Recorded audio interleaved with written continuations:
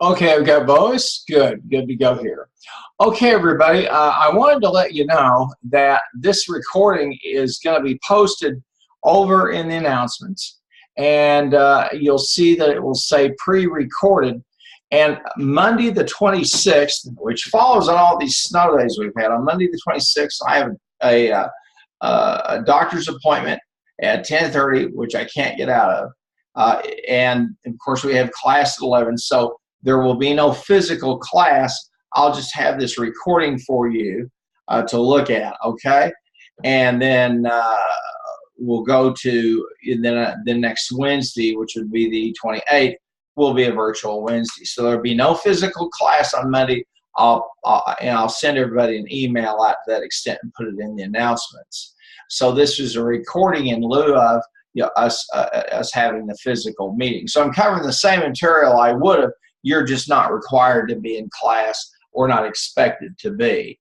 Okay, now we're going to see here and we're going to move now into chapter 4, and then we have a case that will take us on into chapter 5. That optimization is a remarkably diverse way, okay, to get to deal with business problems. And it can deal with a whole variety of them. And so here's module 4, of course, and we're going to look at and then I will review the Hewlett, okay, later on and post a key, because I made everything due, okay, for last week. All those assignments that were due the 23rd, I moved them back to the 26th, and you could see that. Par continued, Hewlett, okay, and chapter 5 exam. So I moved all of those back to the 26th of February, which is Monday. Okay, I'm recording this on Friday, the 23rd. All right, and we're going to see how just a remarkable set of tools that we're given. Okay. Now, we're going to look at the following: relax, okay? And the relax case is over there. It's in chapter 4, and it's in pages 155 through 157, okay? And it deals with a marketing application. All right, then we're going to turn our attention on pages 161 through 167. And that one will be dealing with a financial application, and we're dealing with a company called Welty, the Welty Mutual Funds. Okay, so we're going to see that we can do this in portfolio selection. And then on pages 168 to 172, all right, we're going to see, we're going to deal with the Janders case, which starts over on page 168, and this is a make or buy decision, okay, and really kind of a capital, a make or buy decision is really, in my mind, a capital budgeting kind of issue. Then over in chapter 5, we'll take a look at Leisure Airlines, which is over on pages 224 through 225. Which is a revenue management tool. So we're going to see that we can apply and we can use this tool, Solver, in a variety of circumstances, okay? And that, I think, is what makes it such a remarkable tool, is it's so applicable. But again, when we talk about optimality, we talk about the best outcome we can get given the resources we have. And that's why on the cases that I want you to do, I want you just to try to manipulate some of those variables, okay? And we'll see that. Now, I'm going to take the relax here for just a minute. Let's look at that, okay? And I think I asked you to do something with it. Let me pop over to the syllabus for just a moment.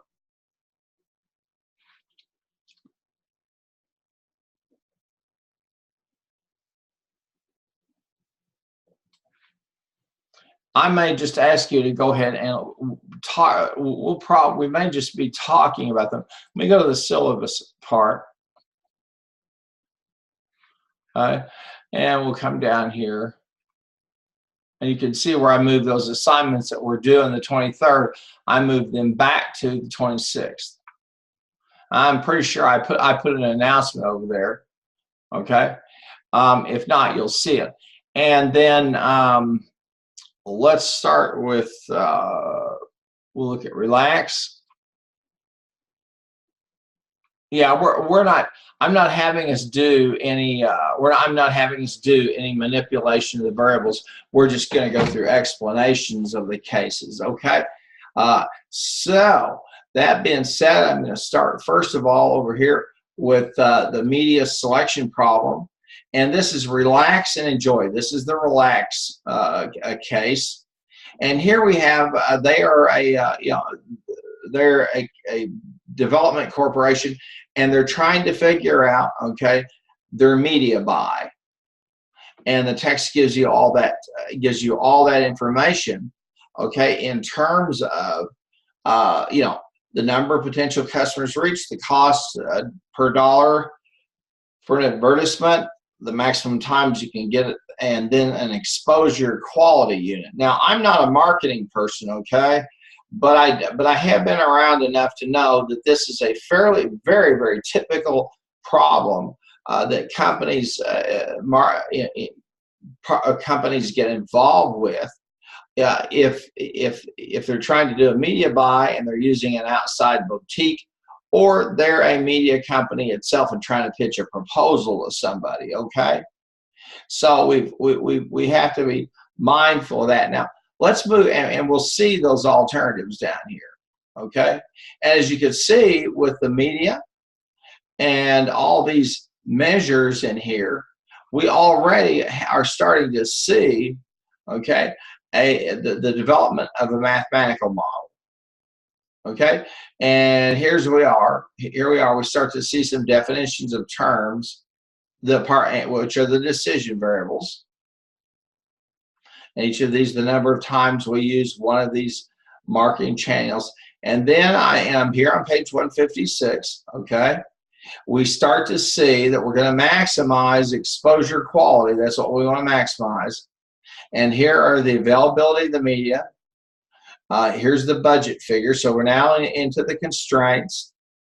And here are the television restrictions. And then the customers reached. Okay, and that's output. And we want to maximize, obviously, the exposure quality. And this is, you can see now we've built a mathematical model. I can't stress to you enough. I can't stress enough that you should, if you get anything in this course, there are two things you should get. Really, three. One, there is no best solution. There's an old saying, the enemy of better, the enemy of best, I think is better, or vice versa. But the whole notion that we get, that we find an optimal value, whether it's maximization or minimization or a target value, we always want to accept the fact and understand that there's a range, a continuum. And that's why we talked about the sensitivity report and we took a look at it, okay? So we're seeing the mathematical model built, okay? And here we see the solution. And the authors lay this out for us quite nicely. And here's the objective value for us, okay? And then you'll see the variables, okay? And any reduced costs, and then we move down to any slack or surplus given the constraints, and we have the media availability, the budget, TV restrictions, the attendance coverage. And so we see this budget, okay, and we see the budget and the exposure quality units and the total customers reached.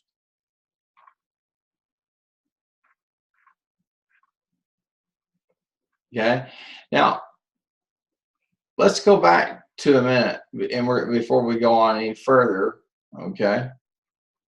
And let's go into the files and let's get that file and we're going to work with it. So we want to do files and we want to come down to the MS Web.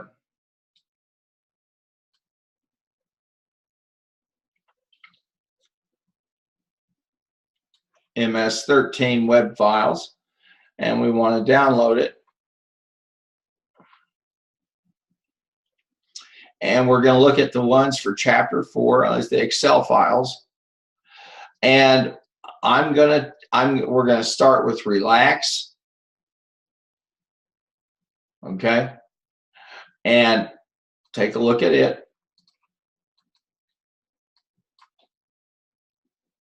Okay. By now, this process should be almost second nature in terms of understanding what you're working with. Now, here, of course, as we walk through, is the media buy table. These are the outcomes that we can get following a different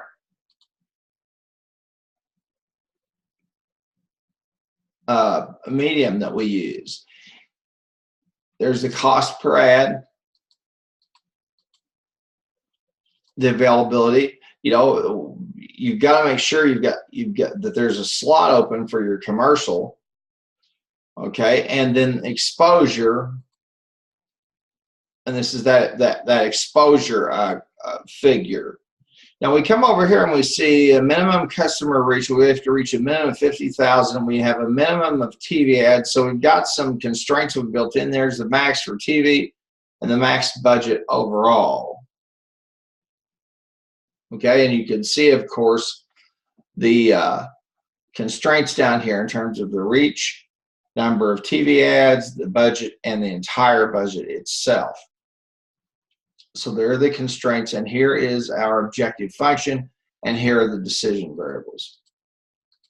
So I don't, the reason I don't have you come in here and change some of these is just simply this today, and with this recording for Monday, the 26th of February, okay, is going to flow on over into Monday, the 28th.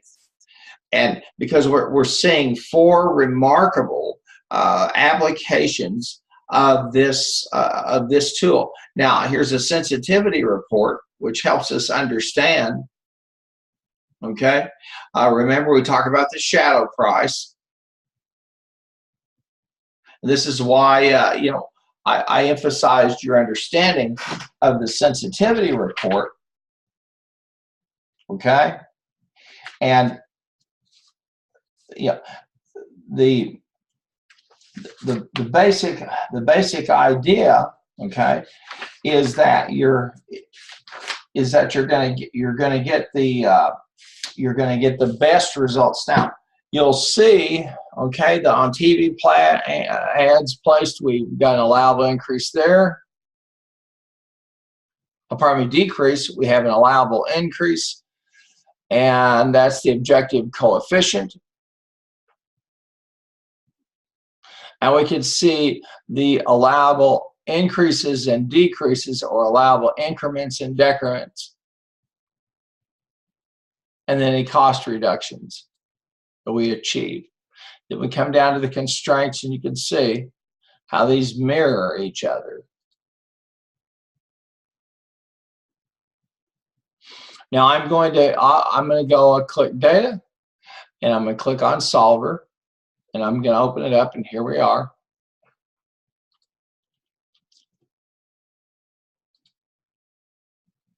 Okay, and we want the maximum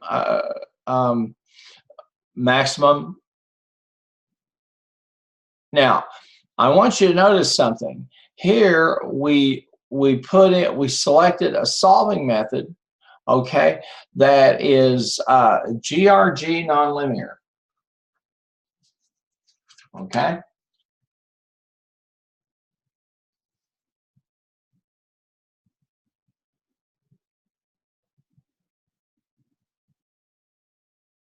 All right, and so we've assumed, that we've assumed, all right, that the figures that the data are not distributed. Okay.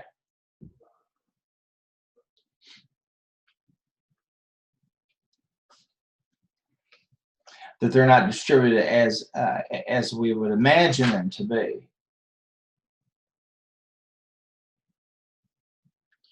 Now, here we wanted to maximize we wanted to maximize the exposure, and again, here we've got the GRG nonlinear, okay, and as they tell us select the nonlinear engine for solving problems that are smooth nonlinear, okay. And so we've got that there. Now, I'm going to go in here and let's look at it, okay? And let's put it into a linear simplex and let's run it. Okay.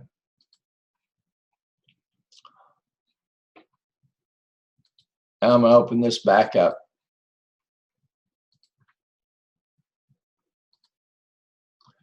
And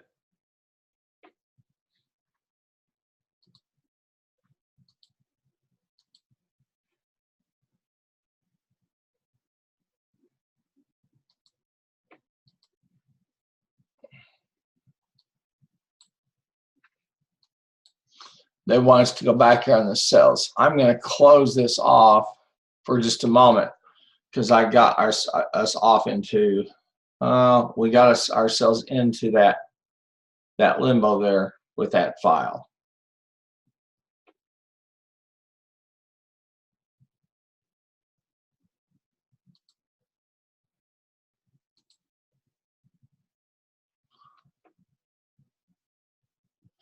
And we've got the variable cells. We need to add our constraints. So let's do that, okay? And I'm going to close this off.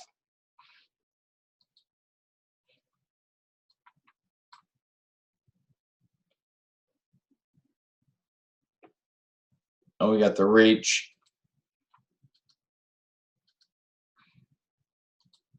And I'm going to open it back up again.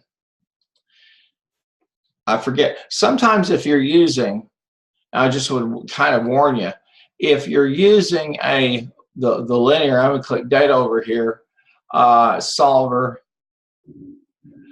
and yeah, okay. And we've got it in the simplex LP. And I don't know why why it came up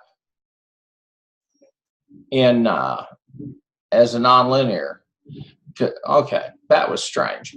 Well, let's do this. Let's go ahead and save this because this is what and you'll want to turn this in. And then of course we're not going to do anything with this. Just we can see the sum product of B8 to 4/8, and B8. Pardon me, B8 to F8, and that's the exposure, and then B13 to F13, and those are the adds. So those are the decision variables.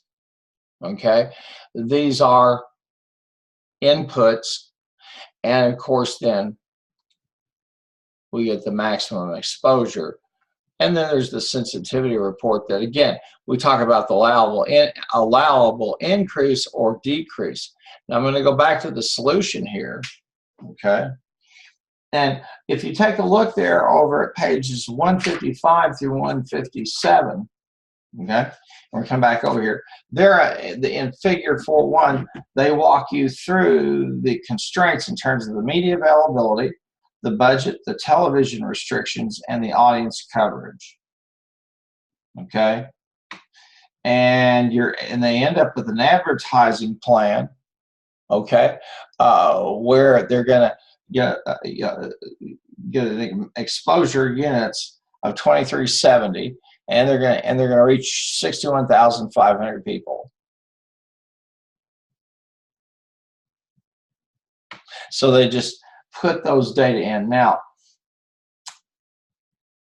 for example, if you go down and you look at the solution, okay, and let's look at the solutions there they're in page 157. But I can do this. Data solver, and we'll solve it. Okay. Now I'm going to get the answer report. Now we've got a sensitivity report, and let's go ahead and get the answer report. All right, and this tells us the original values, the final value. Okay, and here you start to see the original values and the final values so far. And notice down here, as we start to look at these variable number 7, okay, and that's variable 7 over there on page 167 in figure 4.1. That's part of the television restrictions. All right, so I don't want to dwell a tremendous amount on this, but as you can see, okay, we begin to plug these in. And again, when we're reading the sensitivity report, okay, we can see that some of the TV ads, the shadow price is for each one, we reduce the cost, okay, by 25, or the objective function. All right, and notice that we've got some allowable increases in the budget, in the TV budget, as well as the budget on the left-hand side. So we don't have a lot of wiggle room.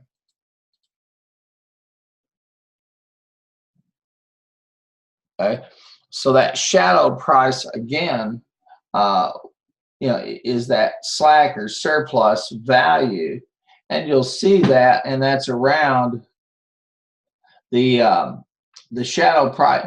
They're in page figure 4.1. You're going to see the ETV, and ETV is the number of times daytime is used. Okay, and we get a reduced cost. Now, if we use DN, daily newspapers, we get a bump. Same thing for the Sunday newspaper.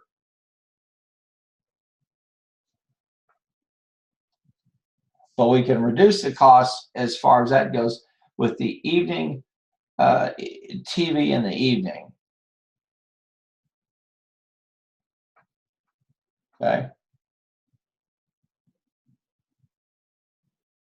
So we'll go back here. There's our answer report.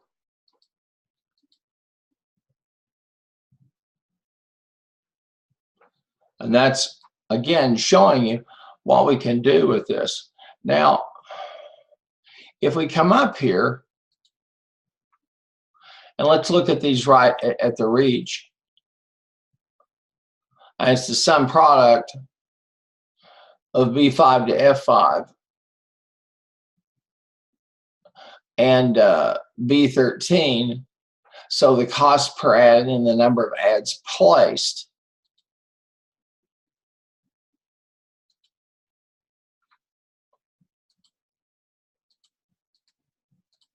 Now this could change And let's just assume that the availability, okay, for evening television goes from 10 to 20. All right. And then let's do the solver and see what happens.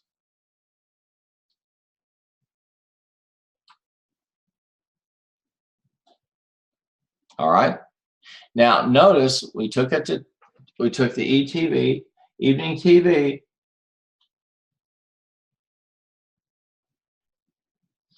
and the maximum exposure. Okay. We don't make any impact in terms of the maximum exposure. All right. And we'll want to cancel that. And we could go ahead and let's see here.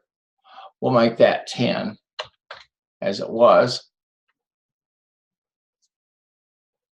You can see we can tinker with this all that we want. Now, let's see if we change one of the constraints here. Well, the number of TV ads, we have 10 of those, okay? And we've got the TV budget, and then the budget as a whole. Let's do something. And here are our constraints. And let's go to a minimum customer reach, okay, of 75,000. And we put 50,000 there, so let's put 75,000. Okay. And now, okay, and let's just run the solver and see what we get. See, it's telling us we don't have a feasible solution. So we're going to have to come back here now, and that'll have to be 50,000.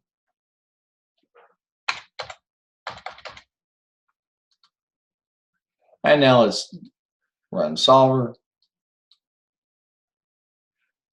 and we're good.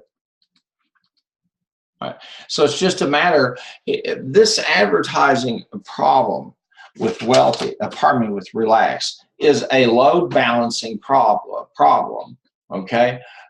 Very much a load balancing problem. Well, what you'll want to do to get credit will be to just simply download the files and upload Relax for when it's due. And I'm going to close it off now, okay? Because we're just kind of taking a tour through these. All right. Let's go back up to the module. And I don't think I'm having you do anything with in terms of manipulating variables. Let's run down here to let's see. Yeah, this is the stuff that we do for. Let's look at our next one is going to be Welty, and that's pages 161 through 175. And so I'll pop myself over there.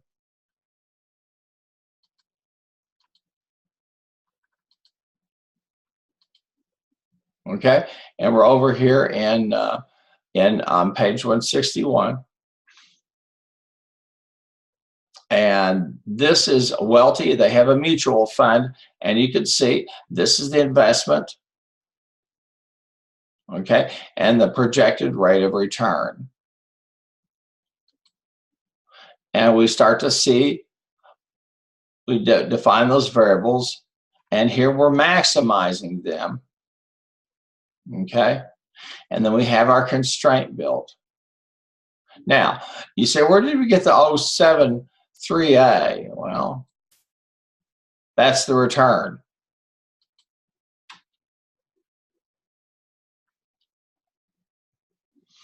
And the investment available is 100,000. That's a constraint. And we have some requirements that neither the oil nor the steel industry should receive more than $50,000. we have and even other constraints. And it really, down here at the bottom of page, and this is in the textbook, this is bottom of page 162, you're going to see the full model. We want to maximize our profit subject to these decision variables, okay, and then our constraints. And we can see now the optimal value, the objective value that we get. Notice on number 3, and again, this is pages 161 through 167. That's Welty, the Welty, okay.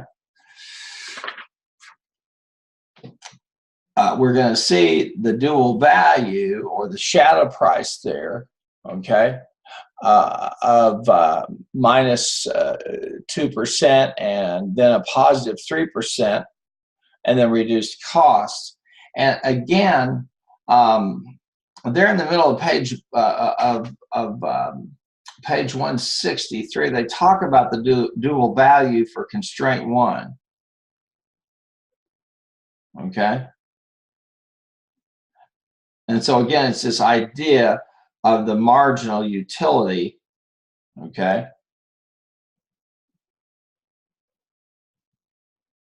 And they give us there at the bottom of page 163 the optimal solution. Now, let's go into the files section of Canvas.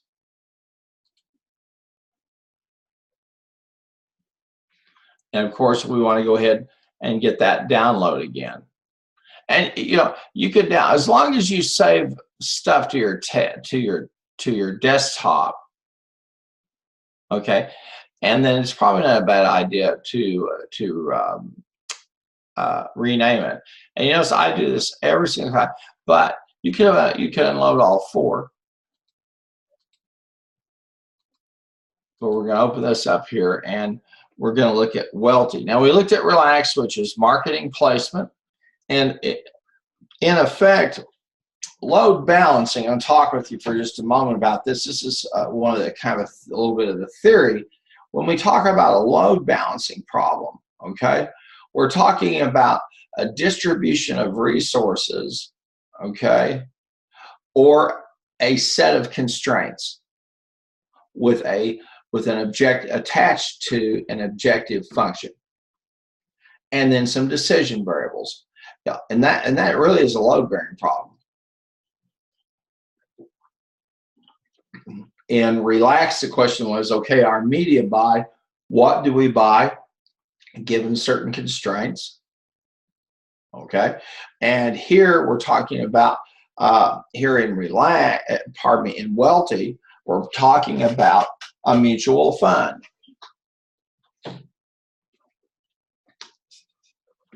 Now you'll remember, and let's just go ahead and Welty, and we'll open it up, and you'll want to save it to your desktop, and then you can rename it, but you'll want to upload it where it says upload Welty here.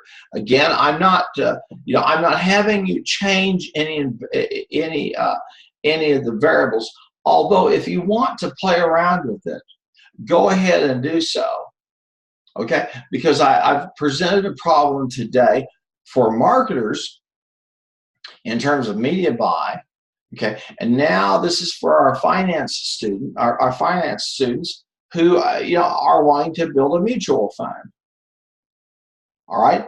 And are wanting to figure out how much to invest in a given asset and the constraints, okay? And we want to maximize our returns. So let's just go ahead and let's click on the data, and we'll open up Solver. Okay, and there it is.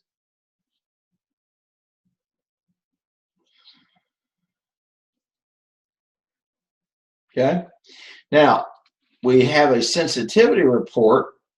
We'll take a look at it, and we're going to see.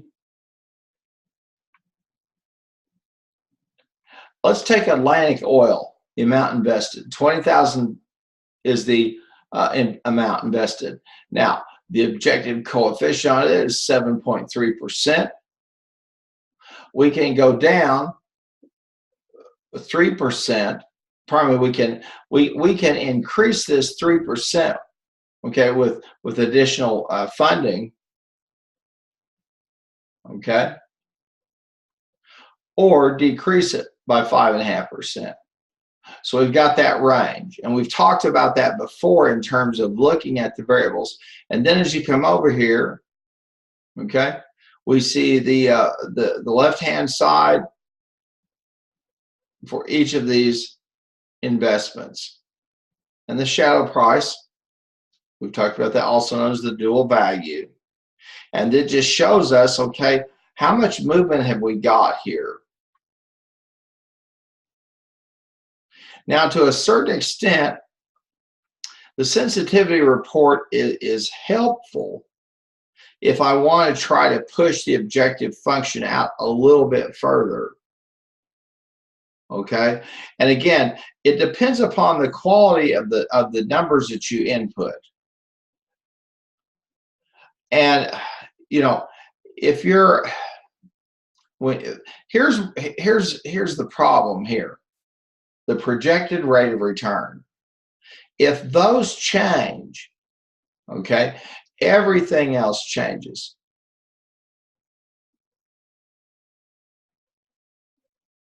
Okay? And you can see there, again, that the bottom page 161, the investment opportunities and Atlantic Oil. So let's say instead of being a 7.3% rate of return, and I'm assuming here that they really mean percents. So let's just go ahead and let's do this. Let's highlight those. I'll come over here and let's make them percents. And then we'll increase the decimals. There we go. That makes a lot more, is a lot better. Now, let's assume for a moment that the projected rate of return on those oil stocks, okay, is taking a hit. So I'm going to put this equals 7.3% times 0.96. So there's been a 4% reduction in the return on those, or expected return.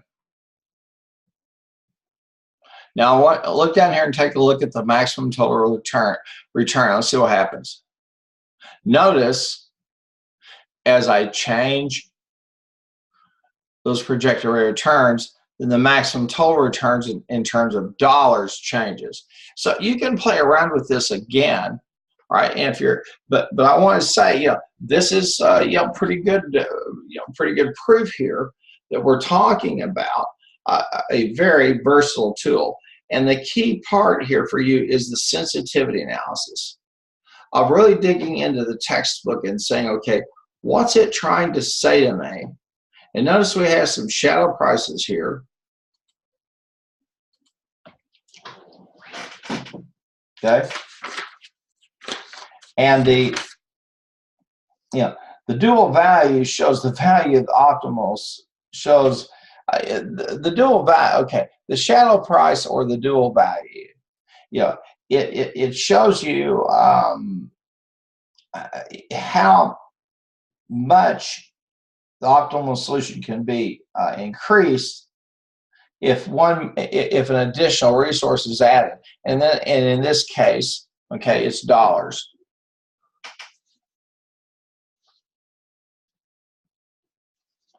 And then we talk about, okay, if I can get money, and here's the shadow price, if I can go get funds to invest there, okay, then less than 6.9%, I ought to, for sure.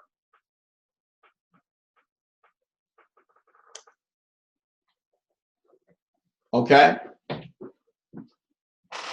so that's pretty much it as, pardon me, as far as Welty goes.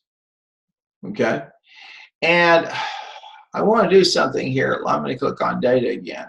All right, and we're going to go to solver.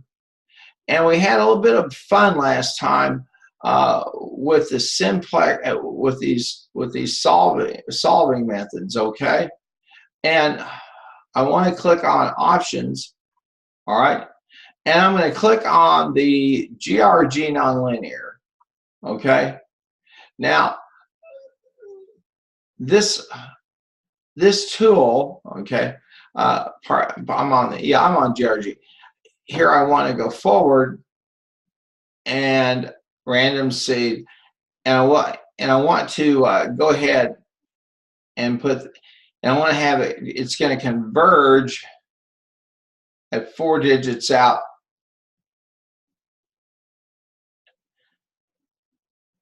And I'm going to click OK. All right.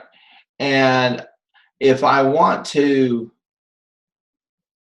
play with it, and I'm going to click GRG nonlinear. I'll click options. Now, this is the integer. But here's the thing that's important on this that I wanted to show you. Here's the maximum amount of time or iterations that it will run. Now, it will take 100 seconds. That's 1 minute and 40 seconds. So if you want to see what it will do, I'm going to put the maximum time, okay, down to 5 seconds. Okay. And let's see if I can solve. Okay. And it found a solution for us. All right. And I want to cancel that. We'll go back here again. And I'm in the GRG nonlinear. Now I'll look at my options again. And here I put the maximum time of 5 seconds. And this time I'm going to put 5 seconds with iterations of, let's see here. We have the constraints there of 5,000 subproblems, and that's just as the thing runs, it's going to just run some subproblems from that just to see what we can get. And I'm going to do 250 iterations, and let's just click OK and see what happens.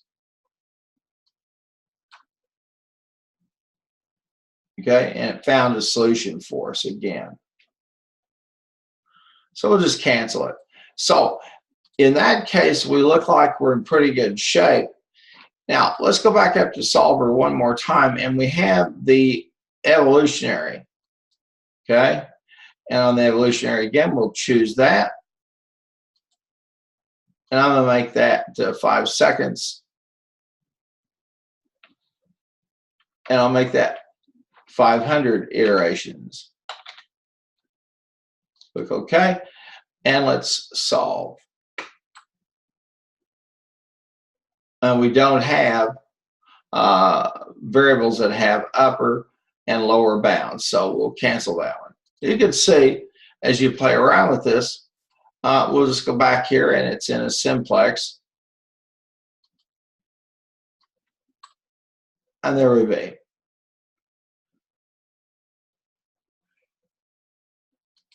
So the maximum total return, and that's going to be B5 to B9 times B14 to B18. And that's the amounts invested. And there we go. Now again, we've seen 2 tools, Relax, which helps us build a marketing portfolio, okay, a media buy portfolio. And then here we've looked at we're looking at Welty, which is a financial a portfolio or a mutual fund, okay, and given our constraints, all right, we've said, okay, here's what we have and where we'll put our investments. Notice that we're not going to, we end up not putting any money into steel. And so we can change some of these constraints if we wish. It doesn't matter, okay? So this is the other one you would want to upload. And again, the Welty problem is covered in pages 161 over to 167. And these again, you know, is just more proof of how powerful a tool this is. Okay?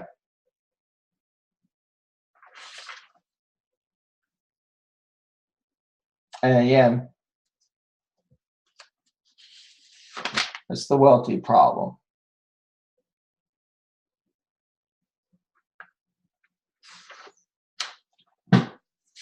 And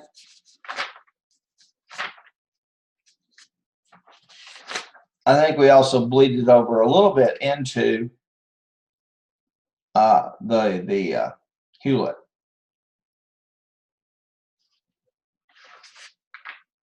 And again, it just washes through the process. So you say, by now, this should become old hat to you, and you should have a high comfort level. You say, well, will I get counted off if I come in here and change the amount of available funds? Let's look at something here for just a minute. And let's say if we have the available funds, okay, and let's make the available funds instead. And it should give us the left hand, right hand. Sum of B, 14, 18.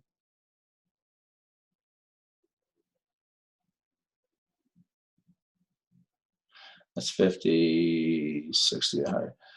All right. And we can change these data just to see what they're going to look like.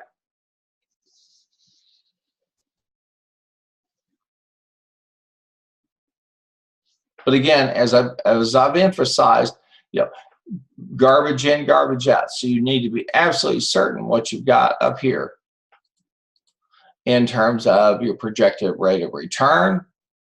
Of course, that will be a controllable. Then the amounts you spend on any of these. And the max. And then the government bonds, the minimum.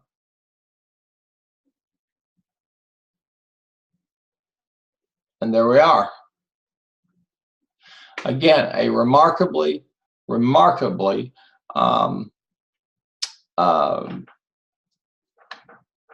flexible tool. Okay? So you'll want to take a careful look at that, especially the sensitivity reports. You hear me keep talking about that, but it's important for you to do that. Now, I take us over to page 167, okay, but that actually bleeds you over into the Hewlett case, okay, and I don't want to do that. Now, we've got two more, which will be Janders and Leisure, okay, to take a look at. And I think what I'm going to do now is stop, because what I'll do, and of course, the due date for the assignments on, let me diminish this down for a second. We'll go back up to the syllabus. I moved everything back to Monday the 26th. So some of what I was going to cover Monday the 26th, all right, I can't, because I've got you set up to have that stuff turned in. So what I will do is I will probably talk about them, Hewlett and Parr Inc., on the 28th. Okay?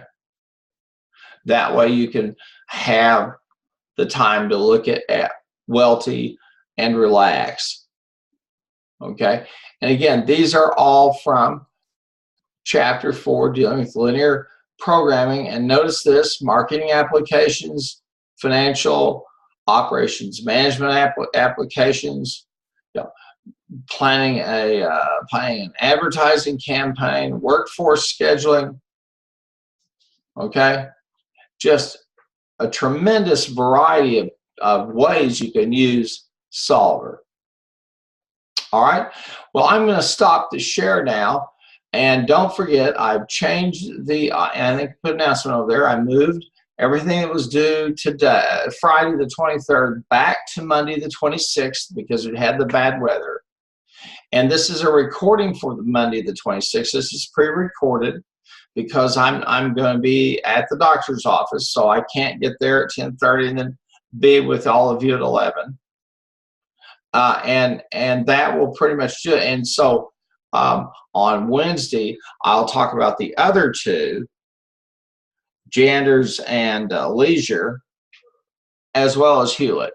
And that'll pretty much fill up that day. All right. So thank you much. I'm going to stop the share and then end the recording.